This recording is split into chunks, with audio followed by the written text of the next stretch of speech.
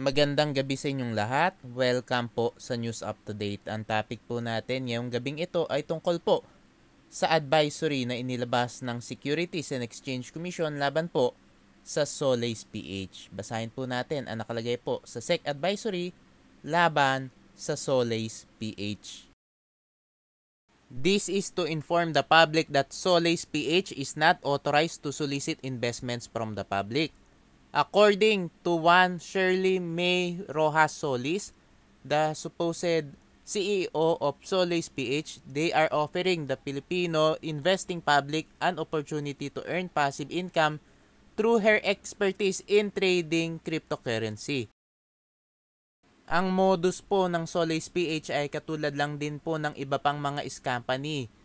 Sinasabi nila na sila daw ay nagte-trade ng cryptocurrency pero sa totoo po, sila po ay mga Ponzi schemes. Ibig sabihin po, sa umpisa lang po kayo niyan bibigyan ng payout pero sigurado po sa uli, tatakbuhan po kayo niyan kasi yung ginagamit nilang pang payout do sa mga naunang investors ay galing lamang po sa mga pay-in ng mga bagong investors.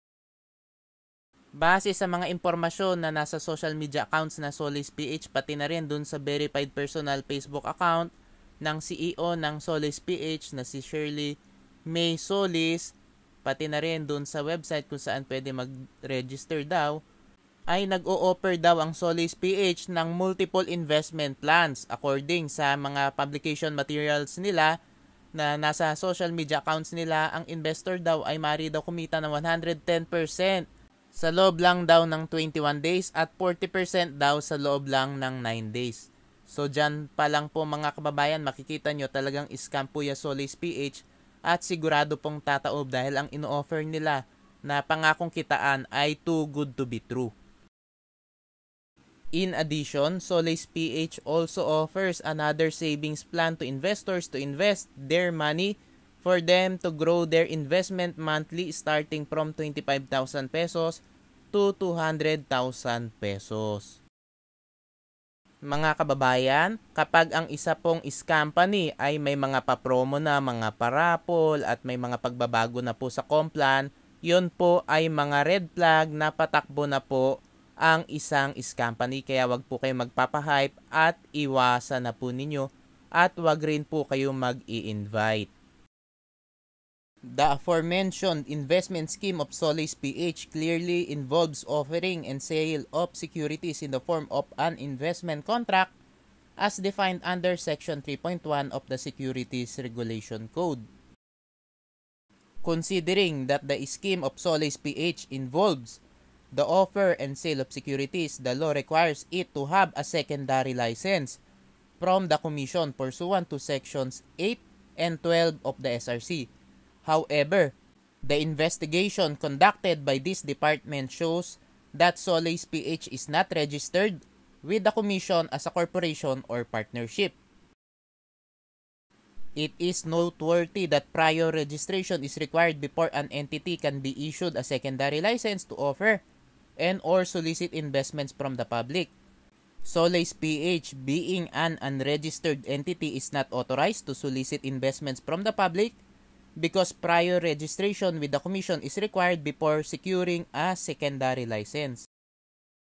Mga kababayan, yan pong Solace PH ay hindi po registered sa SEC. Kaya hindi rin po yan makakakuha ng secondary license. At wala po sila secondary license, kaya illegal po ang ginagawa nilang paghingi at pagsulisit ng investment sa publiko. Kaya dapat po mga kababayan, iwasan po ninyo yung Solace PH dahil yan po ay isa na namang Ponzi scam. Further, the scheme offered by Solace PH is a Ponzi scheme where monies from new investors are used in paying fake profits to prior investors and is designed mainly to favor its top recruiters and prior risk takers and is detrimental to subsequent members in case of scarcity of new investors.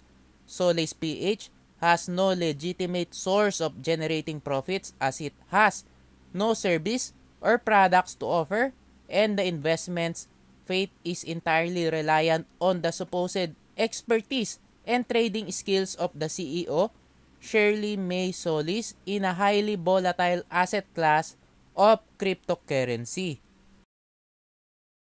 A business employing the Ponzi scheme is bound to fail because they have no clear way of making profits and is only relying on future investors to pay earlier investors.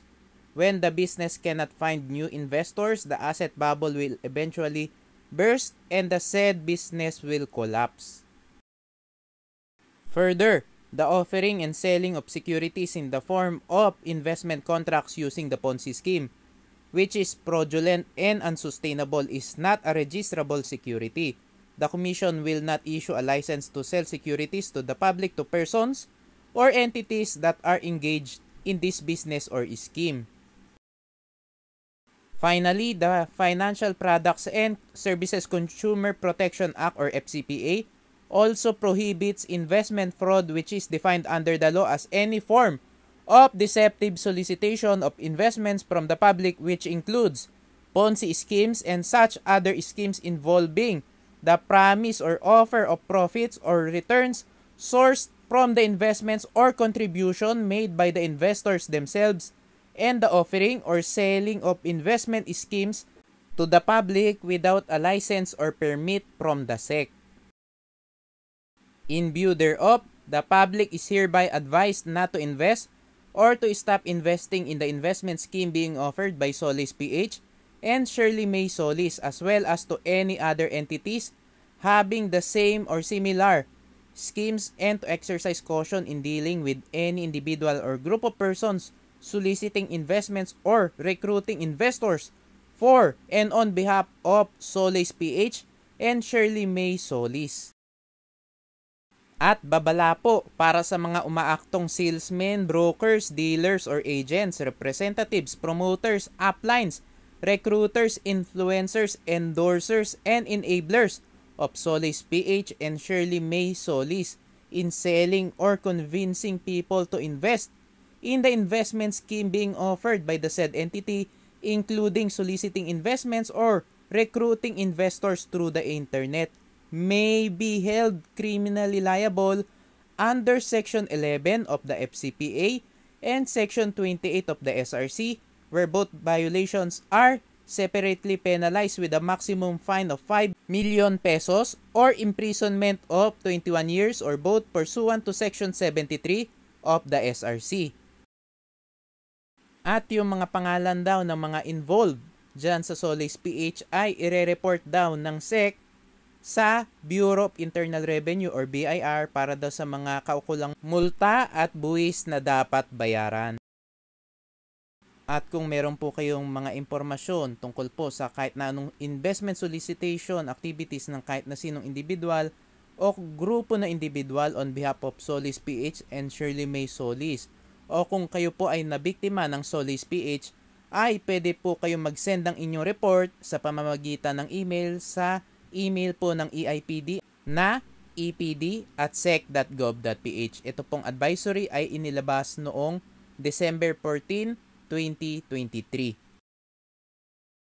Mga kababayan, iwasan na po ninyo yung Solis PH dahil yan po ay isa pong investment scam, at umiwas na po kayo dyan po sa mga crypto trading, forex trading, at kung ano-ano po pong mga trading scams. Dahil mari sa umpisa bigyan po kayo ng payout, pero sigurado po sa huli tatakbuhan po kayo niyan. Kaya po wag na po kayo sasali sa mga scams na yan dahil hinahype lang po kayo sa umpisa. Mari nga bigyan kayo ng payout, mari kumita kayo ng malaki sa umpisa, pero sigurado po sa huli ay tatakbuhan po kayo niyan dahil yan po mga companies ay talaga pong tumatakbo sa huli. At kapag malapit na pong tumakbo yan, ay kadalasan po nagpapapromo yan, mga parapol, at ang kasunod nga ay delay na sa payout, ipiprease ang payout, at yung ibang mga companies ay nanghihingi pa ng bayad para daw makuha ang payout, pero kapag nagbayad ka ay hindi pa rin naman ibibigay yung payout dahil tatakbo na sila. Mga kababayan, wag po kayong magpapasilaw doon sa mga pangakong double your money or triple your money. At wag din po kayong magpapasilaw doon sa mga pangakong direct referral bonus or DRB dahil pwede po kayong mapahamak kapag nag-recruit kayo dahil pwede po kayong ireklamo ng mga downline ninyo. Mga kababayan, maraming salamat po sa inyong patuloy na pagsuporta sa aking channel. God bless po.